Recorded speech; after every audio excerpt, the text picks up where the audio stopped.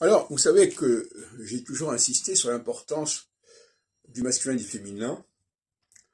Les hommes et les femmes sont des marqueurs essentiels en astrologie. Et donc, toute forme d'astrologie qui ne tient pas compte de ce marqueur est obsolète et décalée. Donc le thème astral, les astrologues n'ont pas de discours sur le masculin et le féminin, à part qu'on va nous dire oui, mais il y a des signes masculins, féminins, des planètes masculines. N'empêche que quand il y a une personne, ils ne disent pas elle est une femme ou un homme, alors que il y a une pratique même au niveau des signes solaires qui est attestée, où on distingue les hommes et les femmes. Et on fait des portraits des hommes et des femmes différents. Ça se faisait déjà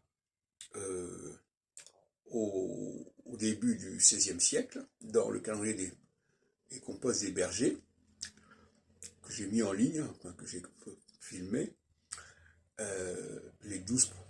Donc finalement, ça paraissait évident à l'époque, en 1500, ça paraissait évident qu'il fallait distinguer les comportements des uns et des autres. Ça a disparu de l'astrologie, et à mon avis, c'est tout à fait fâcheux. Alors, je reviens là-dessus en disant que pour moi, la phase solsticiale est une phase de domination des hommes sur les femmes, et la phase équinoxiale est une phase de domination des femmes sur les hommes. Qu'est-ce que ça veut dire domination? Ça veut dire domination intellectuelle, domination politique, etc. Par exemple, actuellement, on voit que cette Ursula von der Leyen, qui est à la tête de la Commission européenne, prend une importance considérable, et que d'ailleurs elle va probablement par la suite prendre la direction de l'OTAN.